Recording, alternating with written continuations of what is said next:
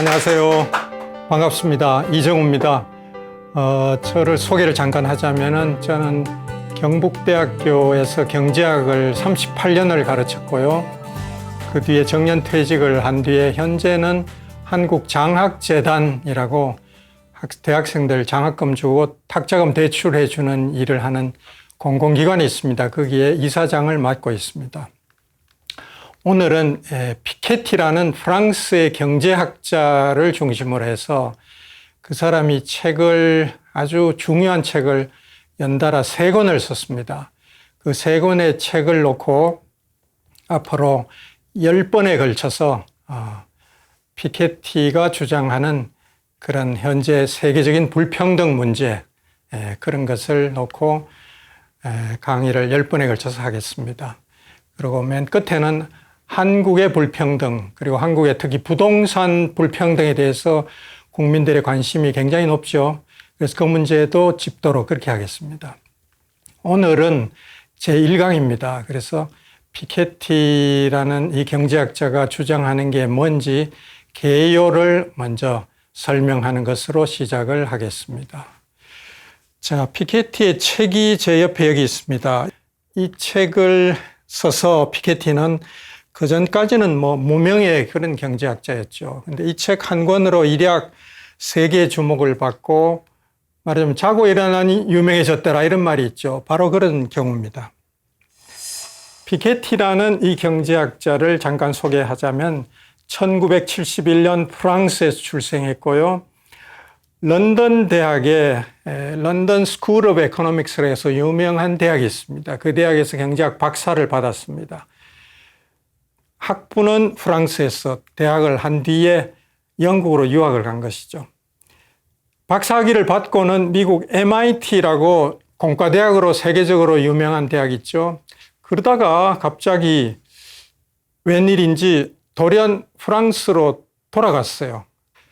그러고는 혼자서 그 프랑스의 장기 통계 연구에 집중을 했습니다. 프랑스는 다른 나라에 비해서 장기 통계가 많다고 합니다. 왜 그렇게 됐느냐? 특히 세금 통계가 많은데요. 그 이유는 프랑스 혁명하고 관련이 있습니다. 프랑스 혁명이 1789년에 일어났죠. 프랑스 대혁명이라 부릅니다. 그 유명한 대혁명이 일어난 제일 큰 이유가 세금의 불평등 문제였고, 그래서 혁명이 일어난 뒤에 혁명 정부들이 가장 주력한 것이 이 세금을 바로잡아야 되겠다. 그러자면 통계부터 좀 제대로 있어야 되겠다 해서 대단히 잘 정비된 세금 통계를 프랑스가 가지고 있습니다. 이 오래된 200년 묵은 이 통계들을 피케티가 연구를 시작했습니다. 그전에는 아무도 관심이 없었어요. 그럼 200년 전에 세금, 이건 누가 관심이 있겠습니까? 근데 이 사람은 아주 독특하게도 그런 아무도 관심 없는 그 문제를 계속 파고 들어가지고 거기서 놀라운 연구 결과를 얻어내게 된 것이죠. 그래서 탄생한 것이 바로 이 책 21세기 자본이라는 책이 나오게 됩니다. 피케티가 21세기 자본이라는 이 세계적으로 주목받은 이 명절을 통해서 발견하고 주장한 것은 이런 것입니다. 1970년대 이후에 자본 대 소득의 비율, 그러니까 우리나라의 한 나라의 총 자본을 분자해 놓고 그 나라의 국민 소득을 분모해 놓았다 이렇게 하면은 분자 나누기 분모 이렇게 하면은 비율이 나오죠. 자본 소득 비율이라고도 하고요. 이것이 피케티 이론에 굉장히 중요한데, 그래서 사람들이 그 후로는 이것을 피케티 비율이다 이렇게 쉽게 부릅니다. 피케티 비율 베타가 지속적으로 상승해 왔다. 이런 것을 발견했습니다. 그런데 한두 나라가 아니고 거의 모든 나라가 다 그렇다. 이렇게 된 것이죠. 그리고 피케티의 주장은 자본소득 비율이 상승해 왔을 뿐만 아니고 그것이 결국은 자본소득을 높여왔다. 그래서 국민소득은 자본소득과 노동소득으로 나누어집니다. 근데 자본소득이 늘어났다는 것은 다른 말로 하면 노동소득이 줄어들었다는 것이죠. 총량으로는 안 줄어들었더라도 비율로 봐서 그렇다 이런 뜻입니다. 그래서 피케티의 주장은 지난 40여 년 동안 자본 대 소득의 비율이 높아졌고 각국에서 국민 소득 대비 자본량이 많아졌다. 그런데 거기에 따라서 자본소득의 비율도 높아지고 있다. 거꾸로 말하면 노동소득의 비율은 점차 낮아지고 있다. 그렇게 봤을 때 자본소득의 몫이 늘어났고 노동소득의 몫이 줄어들었다는 것은 뭘 말하느냐? 이건 부익부 빈익빈이 아니냐? 불평등이 더 커졌구나. 그렇게 되는 것이죠. 그래서 상당히 좀 우울한, 좀 비관적인 그런 이야기를 하게 됩니다. 그뿐만 아니고 나아가서는 앞으로 이런 추세가 지난 40년간 그렇게 지속되어 왔을 뿐만 아니고 앞으로 21세기 내내 그 추세가 계속될 것이다. 이렇게 말합니다. 그래서 이거는 대단히 심각한 문제죠. 이거 큰일 났네. 근데 한두 나라가 아니고 다 그렇다. 선진 자본주의 국가들이 다 그렇다. 앞으로 점점 더 심해진다. 이렇게 이야기하니까 사람들이 깜짝 놀라서 야, 이건 난리가 났구나. 이렇게 되면서 여기저기서 피케티 책을 읽고 강연을 초대하고 그리고 세계적으로 주목받는 그런 경제학자가 됐습니다. 이 피케티의 이런 비관적이고 우울한 전망, 이것은 다른 말로 하면은 세습 자본주의 시대가 온다. 이렇게 한마디로 요약할 수 있습니다. 세습 자본주의가 뭐냐? 자본주의 중에서도 이것은 별로 바람직하지 못한 그런 내용입니다. 즉, 자기 아버지가 부자면 아들도 부자가 되고, 왜? 부를 세습하니까.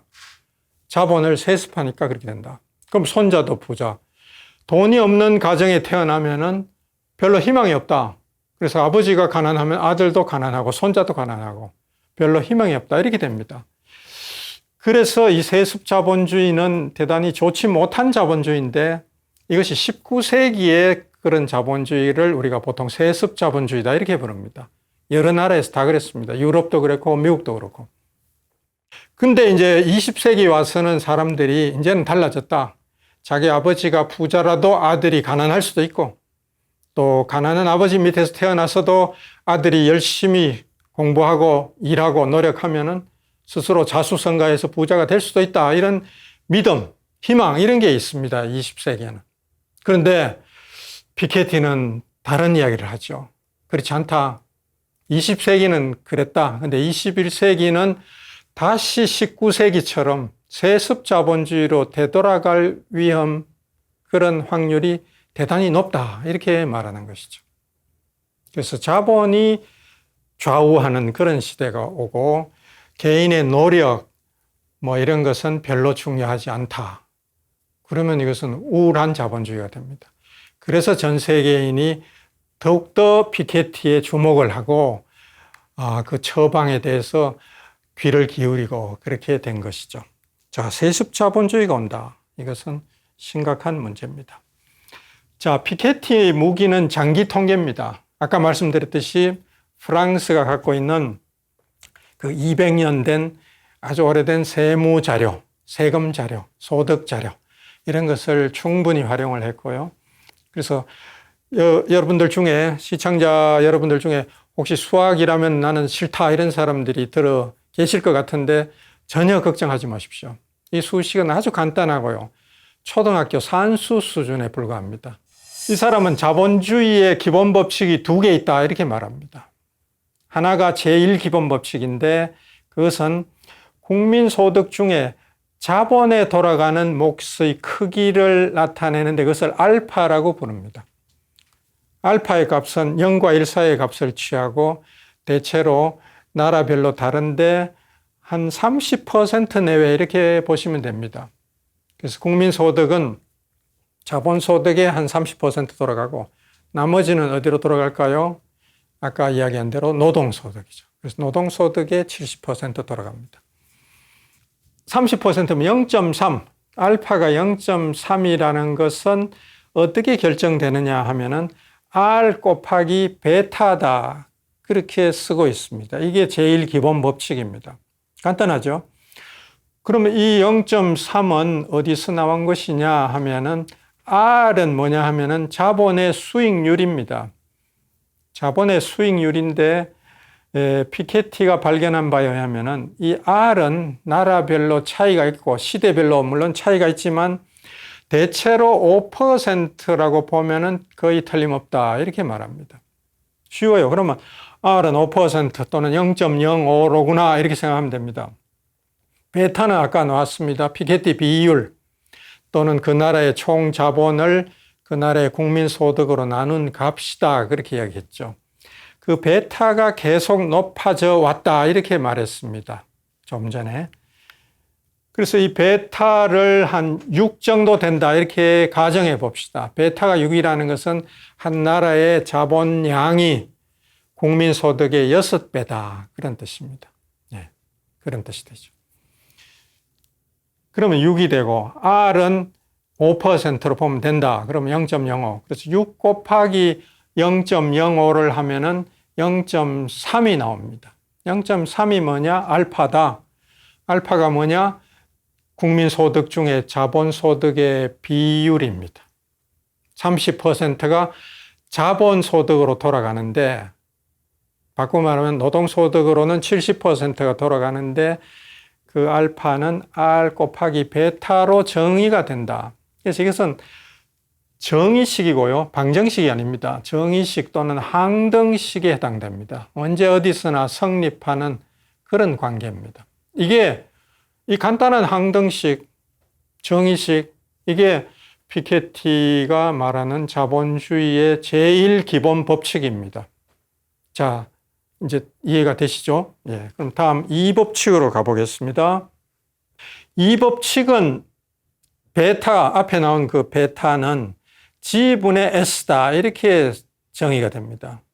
근데 이것은 아까 1식은 항등식이라고 말씀드렸는데 2식은 항등식이 아니고 방정식입니다. 방정식이고 사실은 이 식은 어디서 온 것이냐 하면은 그 근원을 찾아보면은 경제학에 경제성장 이론이라는 것이 있고 경제성장 이론은 경제학의 역사에서 보면 비교적 최근에 개발된 분야입니다. 즉 2차 대전 후에 나타난 새로운 연구 분야인데요. 그것을 주로 초기에 연구했던 사람, 경제학자 중에 대표적인 사람이 헤롯이라는 영국의 경제학자, 도마라는 러시아인인데 미국으로 건너가서 미국에서 활동했던 경제학자, 그리고 아까 소개했던 MIT 경제학과의 아주 대표적인 경제학자 솔로우, 이런 사람들이 경제성장론을 2차 대전 후에 발전시킨 경제학자들입니다. 이 사람들의 이론에 나오는 아주 유명한 식인데요. 균형 성장을 위한 조건, 장기적으로 경제가 성장해 갈 때 이런 조건이 성립하면은 균형 성장이 된다, 이런 조건을 나타내는 식입니다. 그래서 이건 항등식이 아닙니다. 그래서 이 베타는 아까 6이라고 가정을 했는데요. 자본 대 소득의 비율, 6은 G분의 S다. 그럼 S는 뭐냐? 저축률입니다. 한 나라의 저축률. 그래서 이 저축률도 나라마다 다른데요. 어떤 나라는 뭐 한 20% 되고, 후진국은 가난해서 저축률이 낮습니다. 후진국은 뭐 5%, 10% 그런 나라들도 있고요. 선진국으로 갈수록 높아지는데 뭐 한 30% 넘는 나라도 있고 이렇습니다. 자, G는 경제 성장률입니다. G는 경제 성장률. 그래서 경제 성장률을 가지고 그 나라의 저축률을 나눈 값이 베타가 된다. 그런 이야기죠. 그래서 예를 들면 저축률이 예를 들어 한 24%다 그렇게 해봅시다. 그리고 경제 성장률이 4%다 이렇게 가정해 봅시다. 그럼 4%를 24% 저축률을 나누어 주면은 24를 6으로 나누어 주면은 4로 나누어 주면은 6이 나오죠. 그래서 베타가 6이 되는 겁니다. 예, 그런 관계입니다. 그래서 1법칙, 2법칙 두 개가 있는데 둘 다 아주 간단한 산수입니다. 그 다음에는 이 사람이 프랑스 통계는 물론이고 거기서 출발해서 재밌는 경향을 발견하고는 재밌네, 이상하구나. 그래서 그 다음에는 독일 자료도 보고 영국 자료도 보고 미국, 스웨덴 이런 여러 선진국들의 자료를 보기 시작합니다. 근데 거기서 놀랍게도 아주 비슷한 경향을 발견합니다. 그래서 이 책이 나오게 된 것이죠. 놀랍도록 어떤 공통점, 아주 비슷한 추세 이런 것이 나타난 것이죠. 자, 한번 보세요. 이게 뭐냐 하면은 유럽 세 나라의 자본소득 비율입니다. 베타 값입니다. 피케티 비율입니다. 아까 6이라고 그랬죠. 실제로 이게 한 100년 전에는 700%, 600% 이렇게 되는데 600%면 6이 되고요. 700%면 7입니다. 6, 7 이렇게 됐다는 것이죠. 그래서 19세기 말에는 세 나라가 다 피케티 비율, 자본 대 소득 비율이 6, 7 정도 됐다. 즉 그때 국민 소득에 비해서 그 나라의 자본 양이 6배, 7배 됐다. 그런 뜻입니다. 자본이 많았다 이런 뜻입니다. 근데 20세기 들어오더니 확 떨어집니다. 그렇게 해서 뭐 2, 3 정도로 떨어졌죠. 떨어졌다가 그 다음에는 올라가는데 1980년이 고비입니다. 80년 이후로 확 올라가서 지금은 굉장히 올라갔고, 그래서 이거를 아무도 몰랐죠. 피케티가 이렇게 조사해내기 전에는. 어떤 경제학자도 이런 경향이 장기적으로 100년 동안 이런 변화가 있었다는 걸 아무도 몰랐습니다. 올라가고 있을 뿐만 아니고, 그리고 아까 말했듯이 이건 계속 올라갈 것이다. 그리고 계속 올라가면은 결국 베타가 올라가게 되고, 이게 베타가 계속 올라가면 어떻게 되느냐? 다시 조금만 거슬러 가서 보면요. 일식으로 가봅시다. 여기서 베타가 계속 올라가고, R은 아까 어느 시대, 어느 나라나 대체로 5%로 보면 된다 그랬죠. 그래서 이건 일정하다고 보면 베타가 계속 올라가면 알파가 계속 올라가게 됩니다. 그럼 알파가 계속 올라간다는 건 무슨 뜻이냐? 국민소득 중에 자본소득이 점점 많아진다 이런 뜻이 됩니다. 근데 아까 말씀드렸듯이 자본소득 버는 사람들은 대체로 상대적으로 부자들이다 이렇게 보면은 부익부 빈익빈이 된다는 뜻입니다. 그래서 불평등이 심해진다. 그런 아주 우울한 예상이 여기서 바탕을 두고 있습니다. 자, 그럼 베타가 이렇게 증가하고 따라서 알파가 계속 상승하고 이런 추세가 1970년 이후에 계속되고 있다. 이것을 피케티가 발견한 것이죠. 베타가 높았을 때 불평등이 높았다. 베타가 낮아지니까 알파도 낮아지고 불평등도 낮아졌다. 근데 다시 점점 올라가서 불평등이 심해지고 있고 앞으로 21세기 동안 계속 심해질 것이다. 이런 예언입니다. 그래서 실제로 여러 나라의 자본을 조사를 해봤습니다. 자본을 조사해 보니까 선진국 또는 부국들의 이 자본이 지난 40년간 계속 올라가는 추세를 보여주고 있습니다. 자본소득 비중을 볼까요? 이게 바로 알파입니다. 일식을 한번 여러분들이 생각해 보시면요. 알파는 R 곱하기 베타다 그랬죠. R은 일정하게 5%를 유지하니까 베타가 높아지면 알파도 높아질 것이다. 그렇게 됩니다.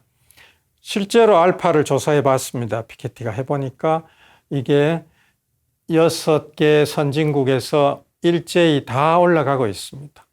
그래서 대체로 한 20% 정도였는데 알파가 즉 국민소득 중에 자본소득이 한 20% 됐는데 지금은 40년 동안 계속 올라와서 이제는 30% 정도를 차지한다. 다른 말로 하면 노동소득은 그 사이에 같은